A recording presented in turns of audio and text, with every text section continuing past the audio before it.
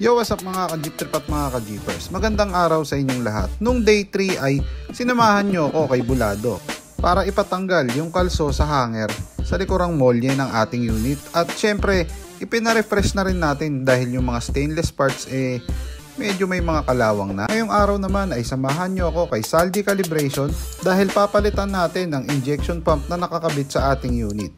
Nga pala mga bossing, bago tayo magsimula, siguraduhin nakasubscribe ka muna sa ating YouTube channel at syempre pakipindot na rin ang notification bell para updated kayong lahat sa latest jeepney videos natin.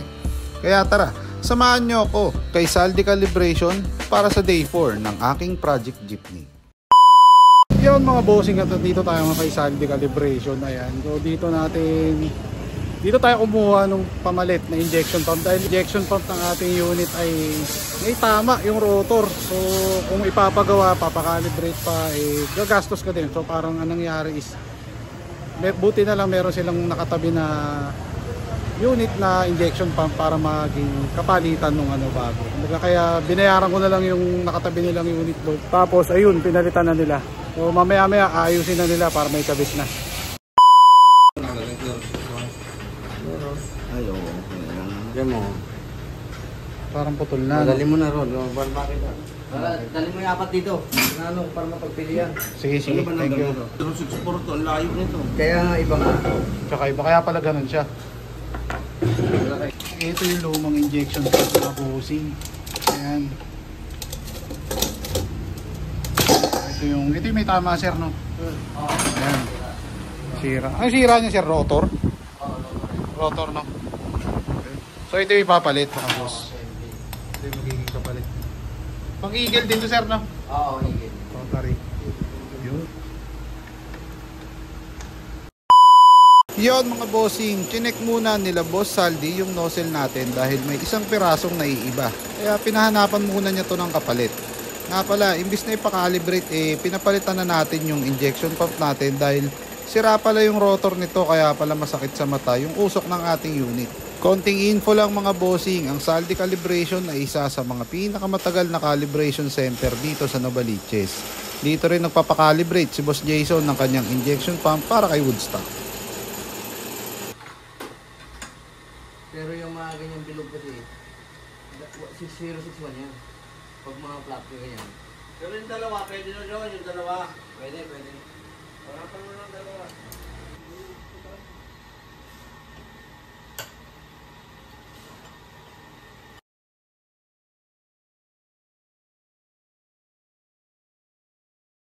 At ayun na nga mga bossing, nire-ready na nila yung injection pump na gagamitin para sa ating unit. Maya lang ikakabit na nila ito.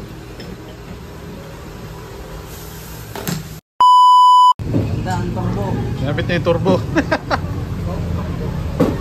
Turbo daw anya yan eh.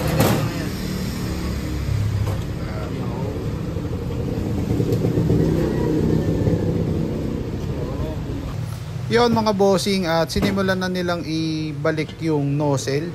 At syempre na ikabit na rin yung bagong injection pump at ibinalik na rin yung nozzle. Bumili na nga rin pala ako ng bagong fuel pump assembly natin mga bossing since hindi na umaakit yung diesel kapag pinapump itong fuel pump na luma. Ayan.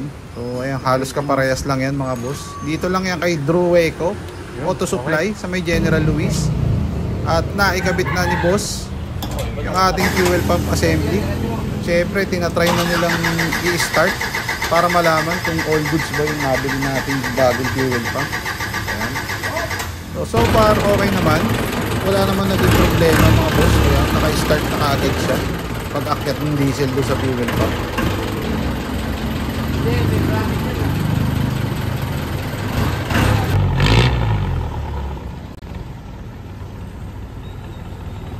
Yun mga bossing, hindi na siya ganun kausok kamukha nung una. Ayan, sakto na lang yung usok niya mga boss. Nakakapa o tatakpa ko kasi yan. Walang kumagyak eh. Hindi, tama lang. Kasi pag-iinsin, tatakpa. Tama lang yan. All goods na mga boss. Tumigil na. Lumabas na yung ano, yung parang may nag-ahasa ng truck. Oo, dati wala eh. Yung parang may tining ng ano.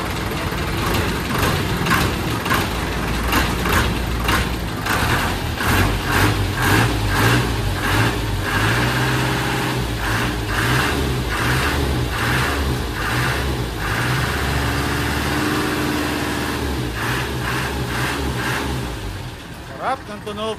Tunog eagle na.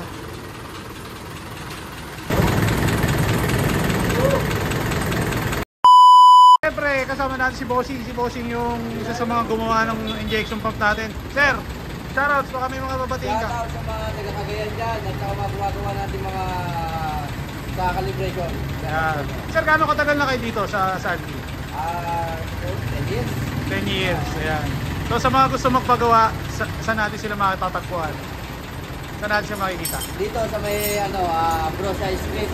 Okay. PS Cruz Subdivision, Mabalik yan, Quezon City. Yun. Kung makikita lang, Saldi Ocampo, no?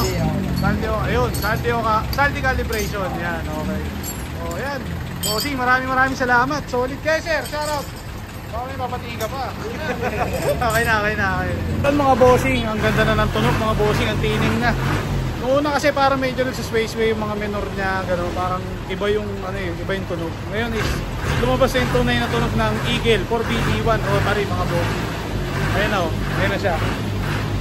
So, ayun, maraming salamat nga pala sa Saldi Calibration. Ayan, okay. Yun mga bossing, at nandito kami ngayon sa garahe ng unit natin mga boss. Ayan, at pupunta tayo ngayong araw sa Antipolo para ipag-bless itong ating unit mga boss. Ayan, tara, samahan nyo ako. Yun mga bossing, at syempre kinabukasan after natin ipakalibrate yung injection pump, lumarga na tayo papuntang Antipolo para ipag-bless muna ang ating jeepney.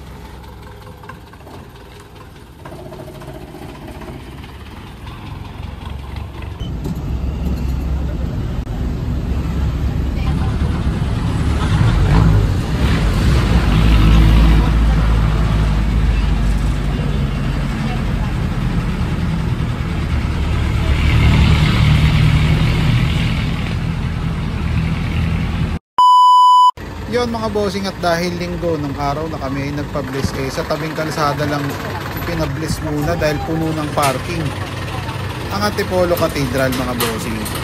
Yun mga boss, i-bless na ating unit mga bossing. Sinabi ni Jesus, ako ang daan ng katotohanan ng pangbuhay. Walang sino ang makararating sa Ama kundi sa pamamagitan ko. Manalangin tayo, Ama naming makapangyarihan, tutawag ulit ng langit at lupa. Kayong kapansahan, pinagpatuwala mo sa mga tao.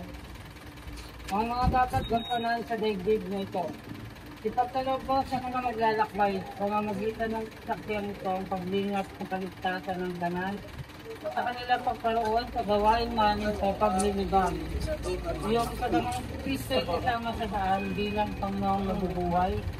Kasama mo ng Espiritu Santo, magpasawalang hanggan. Amen. Kawa ng Diyos at gawaran ng pagbabasbas, ang larawan at dasalan sa biray ng Antipolo Rosary. Ganito ang rosaryo upang may ikaw ulat paggawa ng kabutihan upang makamit ang ligaya ng kalangitan sa pamamagitan niya sa Kristo kasama ng Espiritu Santo magpasawalang hanggan. Amen. Ama namin, sumasalangit ka, sambahin ng ngalan mo, magpasa amin ang kaharian mo, hindi ng loob mo, dito sa lupa, para lang sa langit. Bigyan mo kami nila ng aming kakanin sa araw-araw, pagawarin mo kami na aming mga tao. Tawag ng pagpapatawad sa amin sa mga nakakasala sa amin, at huwag mo kami paintulog.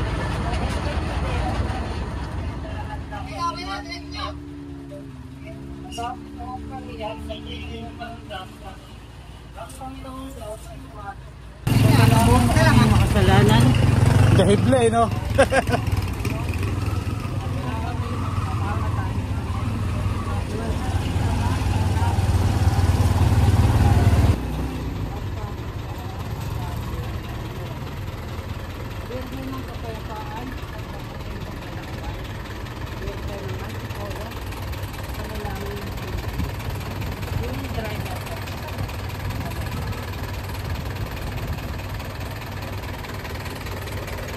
pangalan ng Ama, sa ng